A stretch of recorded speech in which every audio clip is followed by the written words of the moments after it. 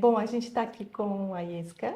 A Iesca é professora da Universidade de Brasília, da UNB, e a Iesca está fazendo um pós-doutorado aqui na Universidade Complutense de Madrid, e a gente aproveitou essa visita de Iesca para aproveitar um pouco do conhecimento, da experiência em formação e investigação na Universidade de Brasília e para nos contar um pouco essa experiência, né? A Iesca é professora do Departamento de Serviço Social da UNB e também membro do programa de pós-graduação, e é doutora em Sociologia pela Universidade, também Universidade Federal do Ceará, e líder do grupo de estudo, de pesquisa e de pesquisa sobre maternidade, parentalidade e sociedade. A gente vai tentar conversar sobre a sua experiência de investigação, sua experiência de informação docente, e a ideia é a gente fazer um pouco uma conversa bastante informal. E se você quiser se apresentar, e eu queria iniciar com uma primeira pergunta, que é por que você escolheu o serviço social e qual a sua primeira experiência como assistente social aí no Brasil? Então, olá, obrigada Renata pela apresentação, por essa introdução.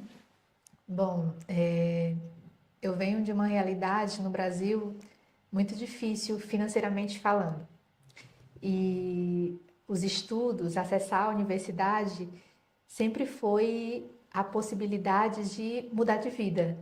Os estudos, a educação. Então, quando eu terminei o ensino médio e fui prestar vestibular, eu queria muito para as humanidades em geral, mas eu não sabia exatamente em que área.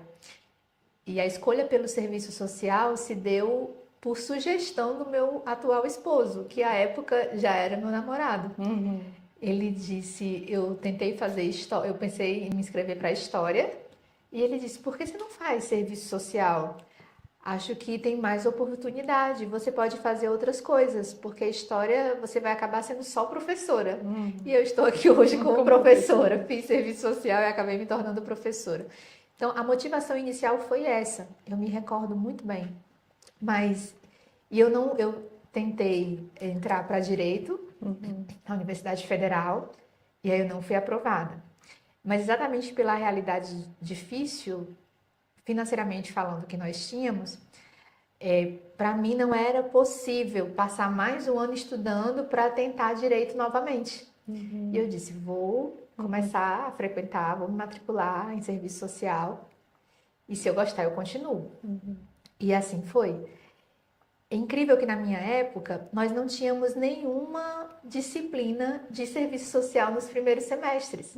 Nós ficávamos o primeiro, o segundo e o terceiro semestre tendo disciplinas introdutórias. Então nós tínhamos aula de economia política, tínhamos aula de antropologia, psicologia, sociologia, filosofia, mas não tínhamos nada de serviço social. E mesmo assim, eu amava, amava. Eu me lembro como hoje, assim, as aulas de economia política. E eu disse, eu quero fazer isso. Assim. E quando eu tive a primeira disciplina sobre serviço social, eu lembro até o livro que a gente leu, certamente você leu também, aquele primeiro, O que é Serviço Social? Sim, é super famoso. E aquele livro foi muito interessante para mim. E aí, assim, eu nem cogitava mais não fazer outra coisa que não serviço social. E aí a docência veio por esse caminho. Eu fui participando de atividades de pesquisa, Já na graduação. já na graduação, de monitoria. Eu entrei num grupo que é um grupo de estudantes que recebe uma bolsa mensal, que é o Programa de Educação Tutorial. E a gente tinha uma professora que era tutora e orientava todas as nossas atividades. Então, eu confesso que inicialmente me inscrevi para participar desse programa por causa da bolsa. Qualquer dinheiro era importante ali para garantir com que eu me deslocasse para ir para a universidade. E depois foi ali que eu comecei essa trajetória, a participar de encontros, de eventos, de seminários, conferências. Então ali fiz uma verdadeira imersão na universidade, aquela coisa de viver a universidade durante todo o dia, manhã, tarde e noite. Eu ia para a universidade de manhã e voltava no final do dia. Eu passava o dia lá, assim, estudando, aproveitando tudo que a universidade podia oferecer. E no Brasil a gente tem isso, né? Porque por tanta desigualdade, a universidade é uma maneira de você conseguir uma melhor qualidade de vida, né? E Sim, você mudar um pouco a trajetória dos seus antepassados, de sua sim, família e sim, por outro, né, de sofrimento, de pobreza muitas vezes, ou de condições básicas. E eu também, na minha família, eu fui a primeira que acessei a universidade. E isso tem uma mudança importante na trajetória da nossa vida, né? E da nossa família também, né? sim, A gente acaba sendo, de alguma maneira, uma referência também, sim. né? Sim, se você pensar que a minha bisavó nunca foi alfabetizada, Uhum, faleceu aos 90 anos sem saber ler e escrever. A minha avó tem educação básica. Eu acho que ela nunca chegou a terminar o que seria aqui na Espanha a fase da primária. Ela nunca uhum, terminou a primária. Minha mãe, igualmente. uhum. Então, eu não só terminar a educação básica, como entrar na universidade e permanecer na universidade depois, pensando na pós-graduação, um mestrado, doutorado, para elas era sempre incompreensível assim. Elas não entendiam o que é que tanto eu estudava, porque a universidade não foi um mundo que se apresentou para elas, mas foi um mundo que mudou toda a minha vida, assim. E eu usei tudo, assim. Eu sou uma entusiasta da universidade pública, dos restaurantes universitários, Sim, com valores assim populares. sim. Eu almoçava e pagava o equivalente a 12 centavos de euro Aham, no almoço na sim. universidade pública. Muitas universidades, inclusive, têm gratuidade para estudantes de baixa renda. Uhum, Então, a universidade pública no Brasil, ela pode ser um grande divisor de águas para acessar melhores condições de vida. sim. E aí, em relação à pergunta, quando foi, né, como foi a minha primeira atuação, eu trabalhei junto com adolescentes, eu coordenava a unidade que o objetivo era implementar um território da paz numa região marcada por elevados índices de violência. E esse programa, que era efetuado pelo Ministério da Justiça, ele tinha várias frentes. Tinha trabalho com mulheres, com lideranças comunitárias, com crianças, com a polícia militar e com jovens. Eram 5 núcleos para implementar um chamado Território da Paz. E eu atuava coordenando um desses núcleos. E era um trabalho direto com adolescentes. Adolescentes egressos do sistema socioeducativo e aqueles com mais de 18 anos egressos do sistema penal. A ideia era trabalhar de maneira pedagógica por meio de oficinas com os mais variados temas para a construção de uma cultura de paz naquele território. Então, nós abordávamos temas desde meio ambiente até saúde sexual e reprodutiva, até direitos da criança e do adolescente, mas tudo isso numa linguagem que não fosse uma linguagem professoral, mas numa dinâmica mais horizontalizada, que garantisse também o protagonismo e a participação deles. Então ali eu atuava mais como se fosse uma facilitadora do que mesmo uma professora Sim. deles. Uma outra experiência que eu tive concomitante a essa foi trabalhando na capacitação de profissionais que iam atuar nas instituições chamadas Centros de Referência da Assistência Social, que são os CRAs. Então, eu trabalhava ministrando módulos de capacitação porque os CRAs não existiam antes. Então, quando eles foram ser implementados, precisava garantir uma formação para os profissionais que iam atuar pela primeira vez naquela instituição. Então, eu trabalhei nessa frente também. E aí, logo na sequência, veio o mestrado. O intervalo entre o fim da graduação e o começo do mestrado foi de 8 meses só. Então, Sim, foi rápido. Foi Foi curto rápido. esse Curto. período. Uhum.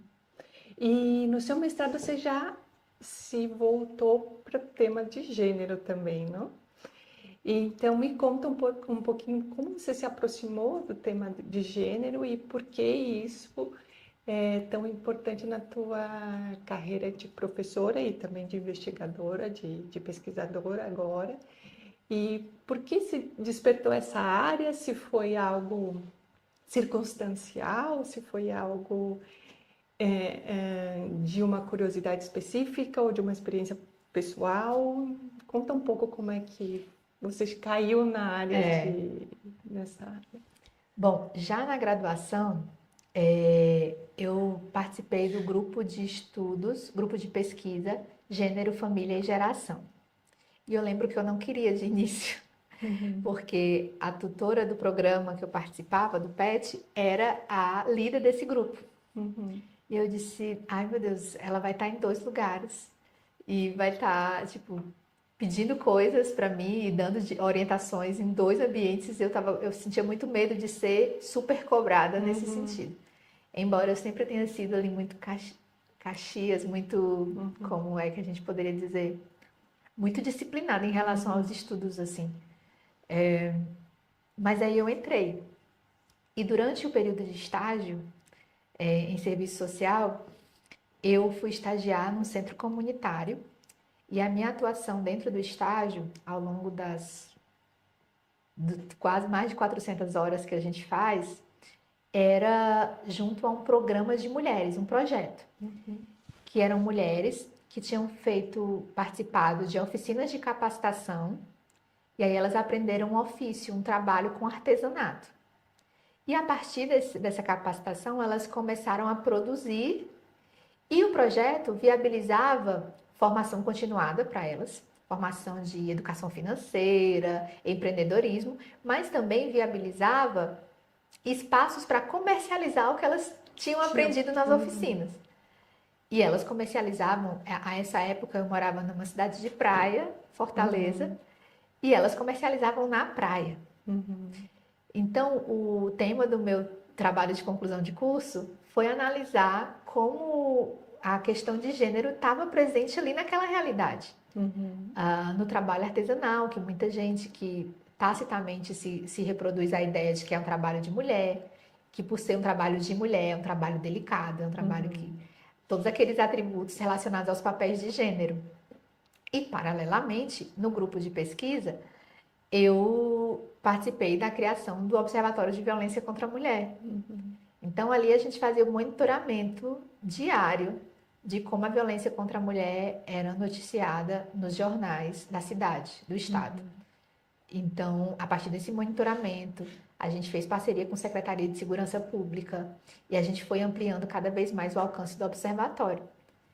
Então, eu sempre dizia que eu queria fugir do gênero, mas não importa qual o tema de pesquisa, sempre vai ter um marcador de gênero, vai estar ali. Então, se eu fosse pesquisar, sei lá, educação, há que se considerar que existem desigualdades ali que fazem parte de uma estrutura, de uma dinâmica societária, de um projeto de poder. E é isso, assim, por mais que a gente tente fazer outras incursões, e eu me lembro que o primeiro texto que eu li sobre gênero foi o texto da Joan Scott, dos anos 90, que ela falava sobre o gênero ser uma categoria útil de análise histórica, ela como historiadora. E aí ela falava assim, olha, o gênero ele é relacional e ele é histórico. Isso significa dizer que eu não tenho como falar, gênero não é sinônimo de mulheres, e eu não tenho como falar de gênero sem falar da relação que se estabelece para um sistema de gênero que, no nosso caso, é opressor, machista. E aquilo ali explodiu minha cabeça. Eu disse, é mesmo, é verdade. E aí nisso foram acumulando leituras. O mestrado e o doutorado na sociologia foram momentos muito importantes, porque você sai um pouco da área estrita do serviço social e você tem a oportunidade de estabelecer um diálogo muito fecundo com outras áreas de conhecimento. Eu acho que, para mim, foi importantíssimo para eu reconhecer onde é que eu tinha lacunas nesse processo de formação, mas sobretudo para eu fortalecer certas convicções e atributos que só a nossa formação possibilita. Uhum. Então foi muito interessante também. É se reconhecer na diversidade. Se reconhecer na diversidade e no pluralismo. Uhum. Entender que não se trata de aniquilar todas as visões que são contrárias ou diferentes. Você vai amadurecendo, você vai conquistando aquilo que a gente chama de amadurecimento intelectual. A gente vai amadurecendo intelectualmente e vai tendo melhor entendimento para acessar as teorias, dialogar com essas teorias e se posicionar melhor e mais criticamente diante delas. Sim, sim. E agora você lidera um grupo de estudos. Fale um pouquinho desse grupo de estudos e como é que vocês estão focando a pesquisa, a investigação, qual é a prioridade, Esse grupo, ele é filho da pandemia, que eu digo. Eu estou na coordenação, mas ele é filho da pandemia. Porque eu já, com essa trajetória anterior estudando gênero, mas eu confesso que maternidade nunca tinha emergido como um demarcador, como uma questão ali. Eu nunca tinha assim, acessado nenhum estudo específico falando sobre maternidade. Não que não existisse, não, mas que não chegava até mim e não fazia parte ali do meu alcance. Então, na pandemia, eu estava grávida, com uma filha eu tinha uma filha de 5 anos e estava grávida do meu segundo filho. E todos nós demos aula online, de maneira remota. Aquela realidade que foi não só traumática, mas também exaustiva. E em alguns momentos eu precisei me trancar no quarto, porque a minha filha demandava atenção. E aí aquilo gerava uma culpa. Meu Deus, por que eu tô... Então, assim, tudo isso mexeu muito comigo. E eu comecei, e no Brasil também estava acontecendo um movimento encampado por uma organização chamada Parenting Science. E era um movimento organizado por essa instituição, por essa organização, formada basicamente por professoras e pesquisadoras, que não eram nem das humanidades, elas são das exatas, da biologia, da química, mas que reivindicavam que o currículo Lattes, que é onde todos os pesquisadores brasileiros dispõem da sua produção acadêmica, profissional, da participação em tribunais, em eventos, seus projetos de pesquisa, que ali também tivesse um demarcador de quando as mulheres pesquisadoras tinham filhos, quando elas gozavam de licença maternidade, que elas ficavam ali pelo menos 6 meses longe da realidade acadêmica, e isso impactava diretamente quando elas voltavam e tentavam competir em nível de igualdade com qualquer professor homem que não pode até ter filhos, mas não teve uma licença maternidade e nem é requisitado em relação aos cuidados da mesma forma que as mulheres. E acabava perdia a oportunidade de concorrer em editais, não era contemplado com bolsas de produtividade, e acabava ali sendo demandada, né? De uma maneira muito particular. Então, essa organização criou nas redes sociais uma hashtag chamada Maternidade no Lattes, para que dentro do Lattes fosse criado um campo específico para isso. Para a maternidade, para você informar os períodos de licença maternidade e que, portanto, os avaliadores, quando você submetesse uma candidatura a algum edital, alguma vaga, soubesse que, bom, não tem como medir da mesma forma a produção dessa mulher, que não só passou 6 meses de licença maternidade, mas também 9 meses gestando, com a produtividade de quem... E você... muitas vezes não tem apenas um filho. Não, né? Então, exatamente. E na época, no período da pandemia, você não tinha rede de apoio, você não tinha rede de apoio paga, para quem dispunha de babá, no nosso caso, a gente nunca teve, mas você não tinha como rede de apoio à escola, que é fundamental, porque a maioria de nós que temos filhos que vamos para a universidade, os nossos filhos, enquanto nós estamos trabalhando, estão na escola. As escolas estavam fechadas. Então, você não tinha rede de apoio familiar. Então, para quem mora com família perto, sabe o quanto é importante contar com isso. E aí aquilo mexeu comigo, mexeu de tal forma que eu disse, eu vou entrar aí. E aí eu fiz um levantamento na universidade para saber se já existia algum grupo com essa temática sobre maternidade. E os que tinham não eram grupos, eram linhas de pesquisa vinculadas a algum grupo na área da saúde que abordava especificamente saúde reprodutiva das mulheres. Tipo, no curso de enfermagem, no curso de saúde coletiva. Então, eu criei o grupo institucionalmente, inscrevi o grupo dentro do diretório do Conselho Nacional de Pesquisa. E a partir daí a gente começou a fazer as primeiras atividades online mesmo. Reunião de estudo, cursos, facilitação, debate sobre filmes específicos. E hoje, e aí o grupo ele tem 3 linhas de pesquisa. Uma linha sobre maternidade e trabalho, maternidade e mundo do trabalho, que tem como objetivo entender a dinâmica do posicionamento das mulheres com filhos dentro da lógica do mundo do trabalho. E aí, nesse caso especificamente, a gente está desenvolvendo a pesquisa sobre tempo de cuidado, sobre as dinâmicas do cuidado. E também a pesquisa que eu estou realizando no pós-doutorado está vinculada a essa linha, porque aqui vou desenvolver a pesquisa sobre o impacto da maternidade na carreira docente de professoras no Brasil e na Espanha. Vou fazer um estudo comparativo. A outra linha de pesquisa é maternidade e política social, também alinhada com a dinâmica da nossa pós-graduação, da pós-graduação a qual eu estou vinculada. Então, o objetivo dessa linha é fazer uma análise de como a maternidade ou deixa de ser contemplada no campo das políticas públicas e sociais. Então, analisar programas específicos. E aí, a maternidade temas transversais, porque pega a infância, Sim. pega saúde, educação, previdência. Então, no campo das políticas públicas, tudo aquilo que a gente pode fazer, esse recorte, a gente faz para poder entender como a presença ou a ausência desse marcador impacta diretamente na vida dessas mulheres. E a última é maternidade e parentalidade. Essa tem como objetivo trazer a dinâmica dos cuidados, mas também entender que a maternidade não é o anverso da paternidade.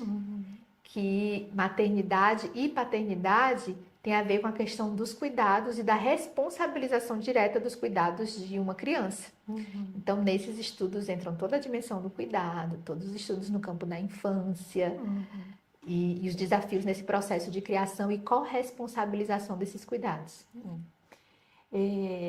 No Brasil, a gente tem, por exemplo, a gente falando de política social, a política de educação é bastante diferente da Espanha, porque aqui o período escolar é das 9 da manhã às 4 ou 5 da tarde, né, em geral. E no Brasil não é assim. Então, no Brasil, ou a criança estuda de manhã, pela manhã, ou estuda à tarde. Então, isso exige das famílias que tenham alguém disponível para cuidar das crianças no período oposto, né? Ou geralmente no Brasil são a rede familiar, né? Ou as famílias que têm condição acabam pagando uma escola particular com um período integral, que é bastante caro. Sim. Mas é uma questão, a política social aí é diferente daqui, as coberturas são diferentes, né? Como foi ver esse impacto? Qual o impacto que você nota nessa comparação e como você analisa isso quando comparando duas realidades, uma de um estado de bem-estar mais consolidado e uma de um continente que é o latino-americano, o continente brasileiro e o Brasil como um país dentro desse continente que ainda que a gente não tem isso de forma muito essa cobertura tão ampla, né? Essa é uma realidade que afeta a todos os segmentos sociais, só que afeta de maneira diferente. Porque se eu penso num trabalhador, numa trabalhadora, numa família de trabalhadores que trabalham ambos ali por um salário mínimo, recebem um salário mínimo, e não tem com quem deixar os filhos, a dinâmica dessa família ela fica completamente afetada, Uhum. porque não tem quem buscar, e aí às vezes vão lançar mão de estratégias outras de cuidado para garantir, como você falou, que aquela criança tenha com quem ficar no contraturno ou no turno integral. Essa diferença, na minha percepção, tem muito a ver com como o sistema de bem-estar ele vai priorizar os sujeitos. Assim.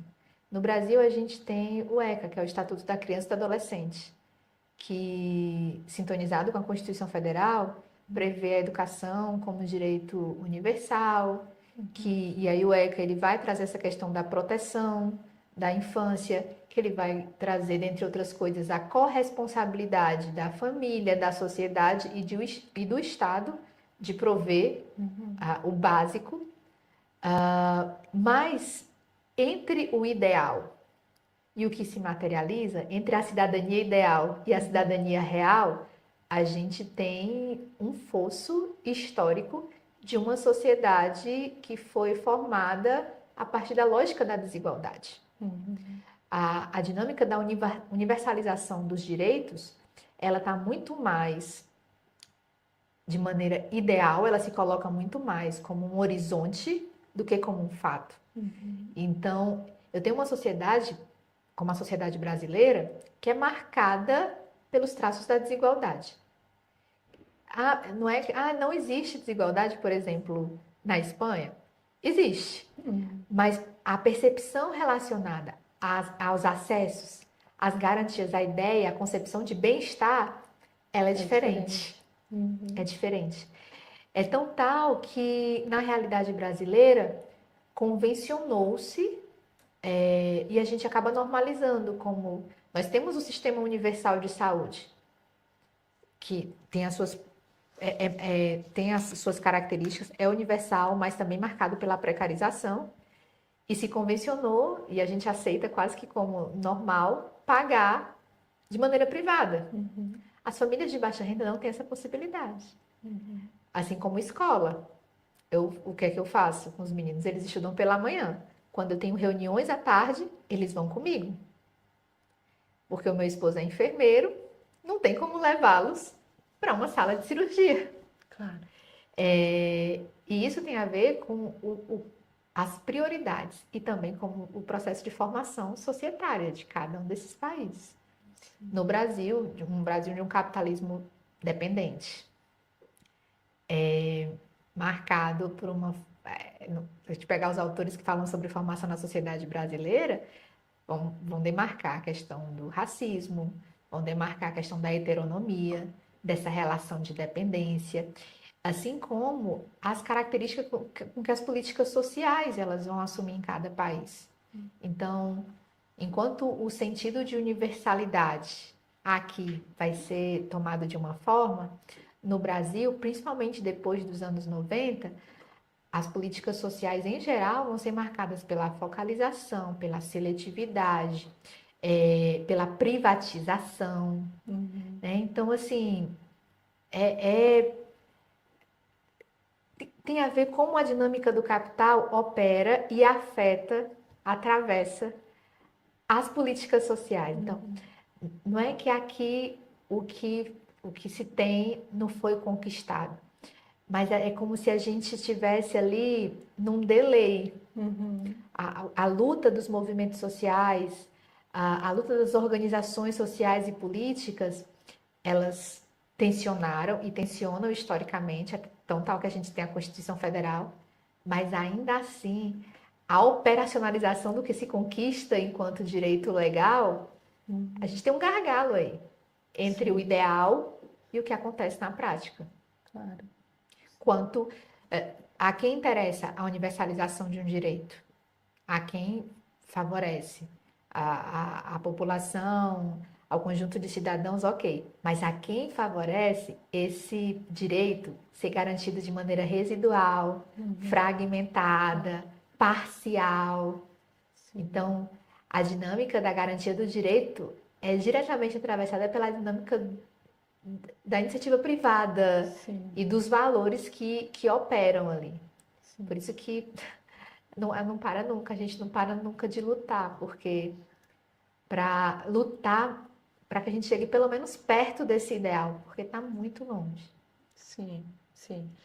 Sim, e aí tem dois temas que para mim é bastante importante. Um, dentro das políticas sociais e pensando numa perspectiva de gênero e numa perspectiva mais feminista, é o tema do familismo, que é o que a gente, ou aqui chamado de familiarismo, que a gente tem embutido dentro das políticas sociais é uma coisa muito chocante, assim. Tem casos no Brasil, por exemplo, de que a mulher foi vítima a vida inteira de uma violência machista e no final os tribunais decidem que ela tem que cuidar dessa pessoa pelo vínculo ou Sim. antigo vínculo de parentesco, matrimonial, o que quer que seja assim. Então, pela responsabilidade do cuidado, Sim. né? Então, eu queria que você falasse um pouco disso, como isso sobrecarrega as mulheres, né, na questão do familismo, e também pensar o conceito de família dentro dessa lógica que acaba sendo um conceito bastante neoliberal, nuclear, burguês, que tem a família ainda com esses referentes de Sim. que as mulheres têm o papel do cuidado e os homens de prover a Sim. casa e etc, não? Sim. Eu acho que a gente pode encontrar o cerne disso quando na Constituição Federal, por meio de uma das dimensões, que é a questão da descentralização, a gente tem a previsão de que é dever do Estado, mas nunca é dever só do Estado. É dever do Estado, da família e da sociedade. Só que dentro da dinâmica de reprodução do capital, de produção e reprodução do capitalismo, o que é que a gente vai ter? Esse elemento, de que é dever dos três, vai ser o sustentáculo para que o Estado se desresponsabilize e não compartilhe a responsabilidade. Porque é até direito do Estado, da família e da sociedade. Mas a primazia da garantia do direito, dos direitos universais para todos e todas, é do Estado. Mas dentro da dinâmica de um Estado neoliberal, essa primazia, ela sai de cena e o que deveria ser compartilhamento se transforma em transferência de responsabilidade. E aí o que é que nós temos? Políticas sociais elaboradas muitas vezes no sentido de dizer não, vamos garantir protagonismo para as famílias. Só que o que se chama de protagonismo das famílias nada mais é do que uma sobrecarga das responsabilidades dessa família, em que o Estado está cada vez menos presente, o Estado é cada vez menos provedor. E essa é uma situação muito confortável para o Estado, mas também é uma situação muito, muito oportuna para a iniciativa privada, onde o Estado não alcança, onde ele sai de cena, a iniciativa privada assume. E aí, quando a gente fala da privatização de serviços que atingem as famílias, a gente está falando dessa realidade. Então, a própria ideia, né, a própria concepção de família tem uma questão que dentro da política de assistência social que fala da matricialidade sociofamiliar, que é uma tentativa dentro da política de alterar as correlações de forças e o exercício do poder dentro daquela dinâmica familiar que muitas vezes historicamente foi realizado pelo homem, pelo pai. E aí quando a gente pensa que o acesso à política de assistência se dá por meio dessa mulher, que essa mulher vai ser titular, que essa mulher vai ser o alvo mais direto e imediato da política, a gente está pensando, bom, vamos empoderar essas mulheres.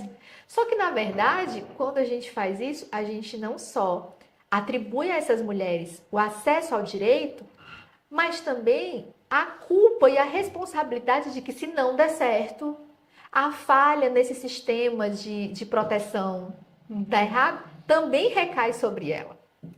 Então, e aí a gente falando da lógica de cuidados, essa é uma questão que no Brasil tem ganhado tem ganhado espaço, sobretudo nos últimos anos. Foi criada a Política Nacional de Cuidados, criada agora, aprovada em dezembro de 2024.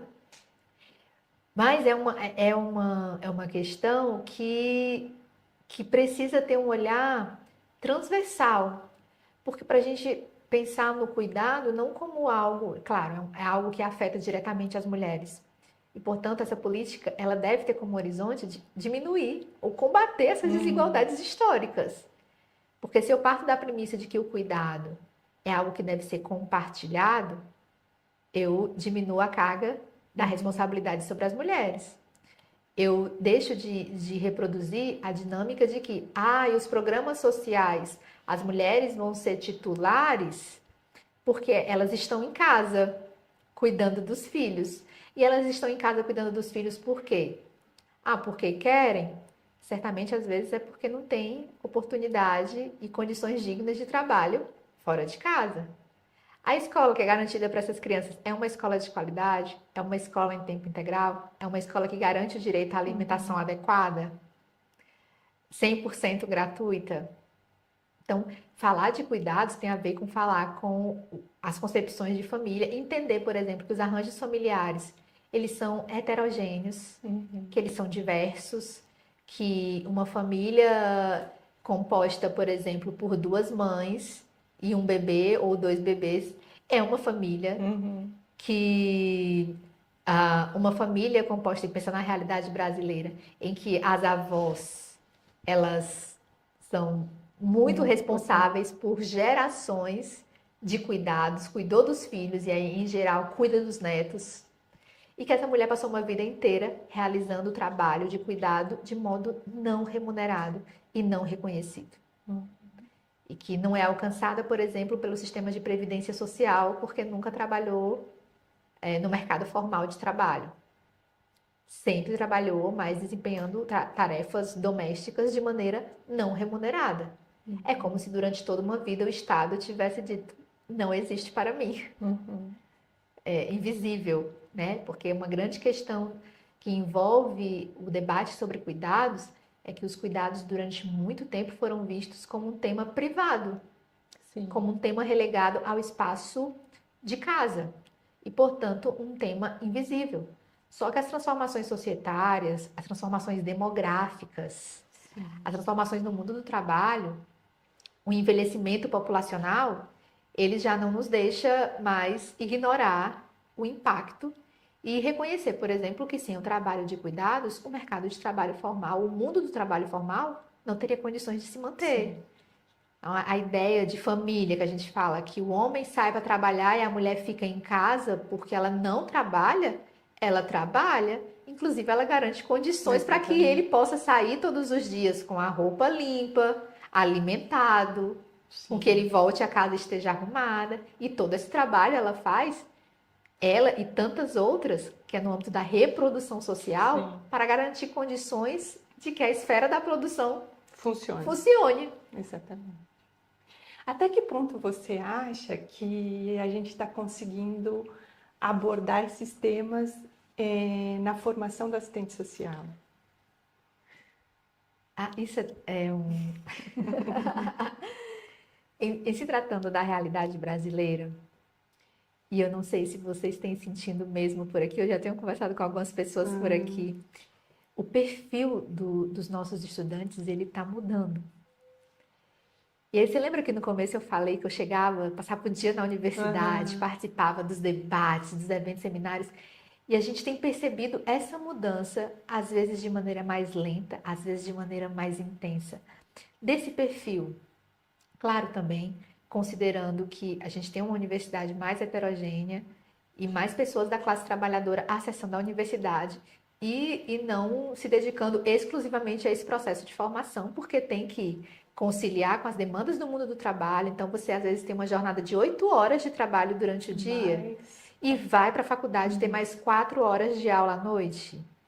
Tem um evento acadêmico que está acontecendo, mas os eventos acontecem pela manhã. E de manhã você está trabalhando. Ou eu tenho uma mulher que tem 2 filhos, passou o dia naquela dinâmica frenética de gestão da casa, gestão da vida das crianças, tudo e aí à noite vai para a faculdade, ou que faz 1000 arranjos durante o dia para poder cursar pela manhã. E aí esse perfil tem mudado. No serviço social brasileiro, o que a gente tem pensado para garantir esses debates dentro da formação é a inclusão de disciplinas com esses temas. Ainda assim é insuficiente, porque se eu considero que ao longo da formação nós temos uma média de 5 disciplinas por semestre, são 8 semestres, portanto, ali entre 35 e 40 disciplinas. E você tem uma disciplina obrigatória ou optativa que fala sobre gênero. E não fala sobre gênero sozinho, fala sobre gênero, raça, classe e etnia. Ou seja, você vai fragmentar numa carga horária de 60 horas, num semestre que vai pegar ali uns 3 meses, para dar conta da complexidade de temas tão amplos. Então, eu acho que ainda precisa mais. A gente avançou muito. A gente avançou muito no debate racial. A gente avançou muito no debate de gênero. As instâncias que representam a profissão no Brasil, elas têm avançado muito nesse sentido. Se a gente pensar a Associação Brasileira, tem um grupo de trabalho específico voltado para gênero, raça e as opressões.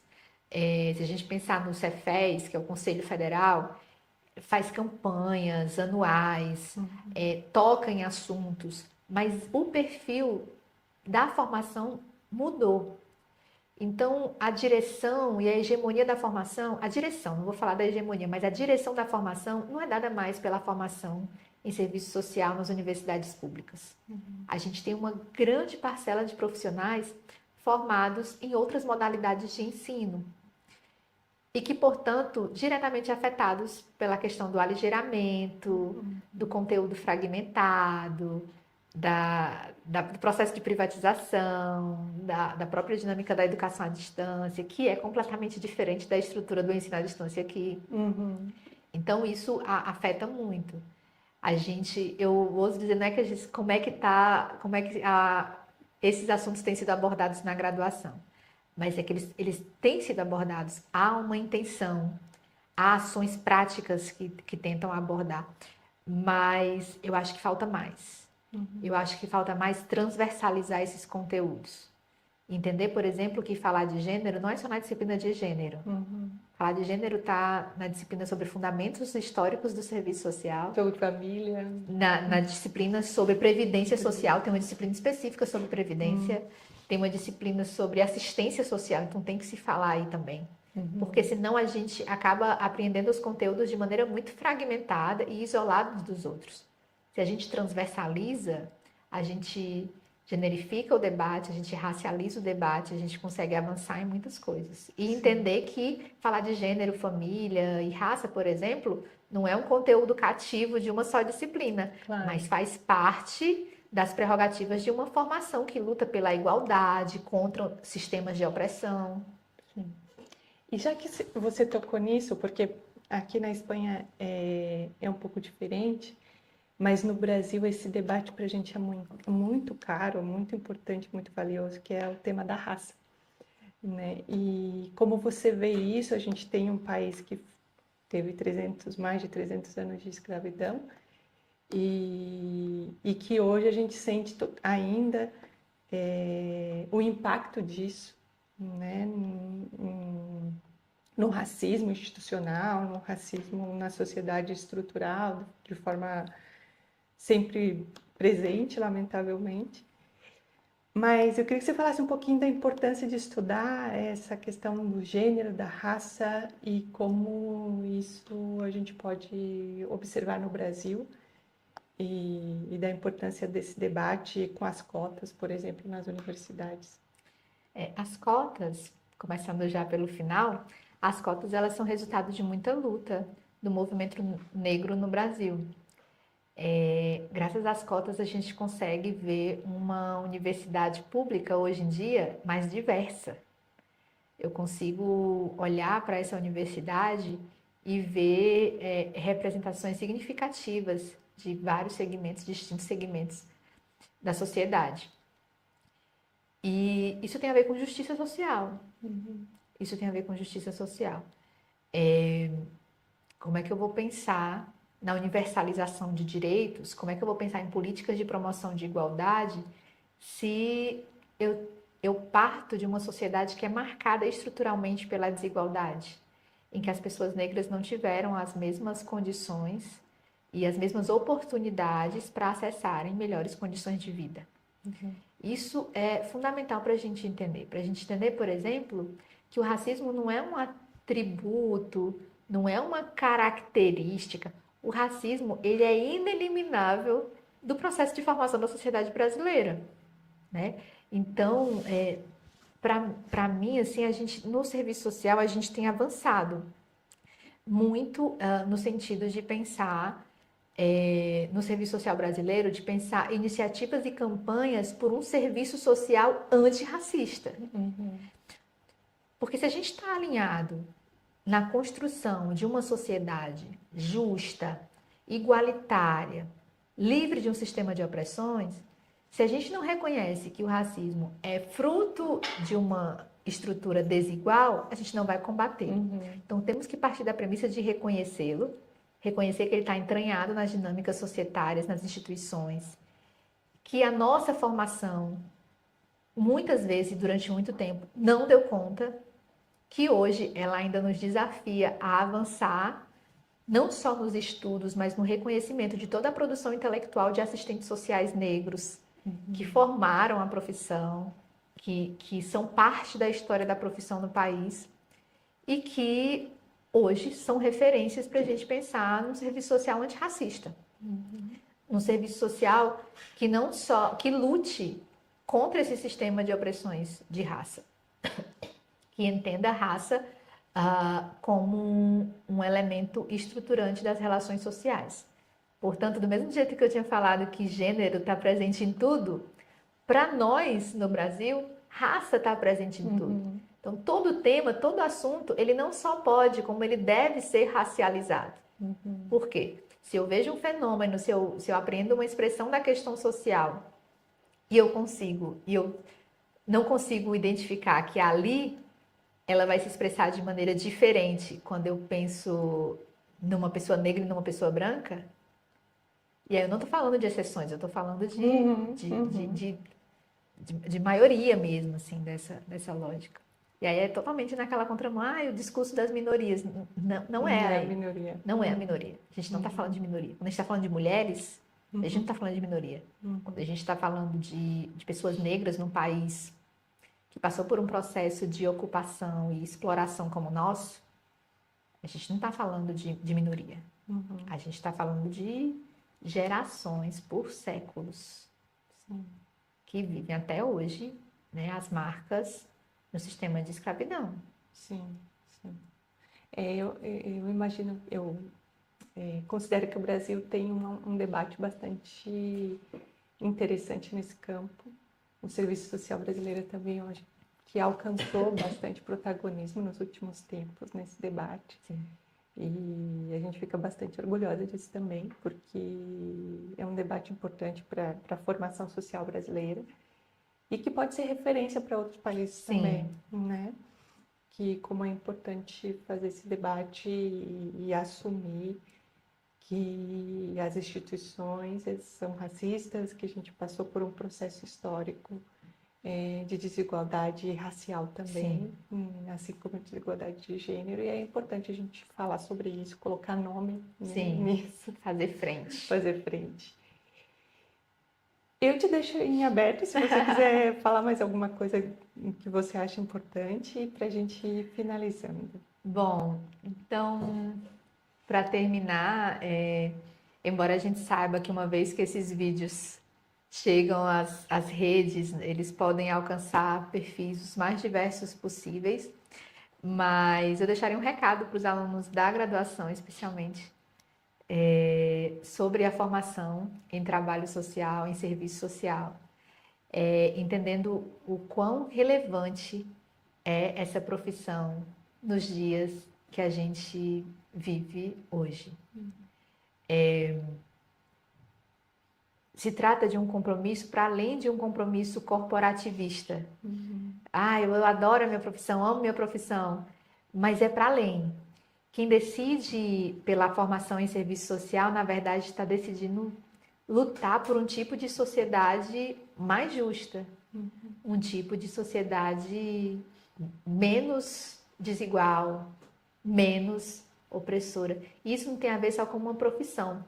Isso tem a ver com um dever ético e também moral, nosso enquanto categoria profissional. Então, que vocês aproveitem bem a formação, aproveitem a graduação, acessem tudo o que for possível em relação aos conhecimentos que vocês poderão adquirir ao longo da formação e que vocês se somem ao final a esse coletivo tão potente, tão forte e tão comprometido que é o coletivo de assistentes sociais. Muito obrigada, a gente agradece muito a tua participação. Esses vídeos vão circular e a gente vai deixar disponível. As pessoas podem colocar a legenda, subtitular e aí vai ser mais acessível também para os hispanohablantes e também para quem fala português também, é uma forma também de ampliar um pouco o nosso escopo de alcance nesse campo. Então, eu queria agradecer a todos e todas e muito obrigada por mais um El Aperitivo. Eu que agradeço.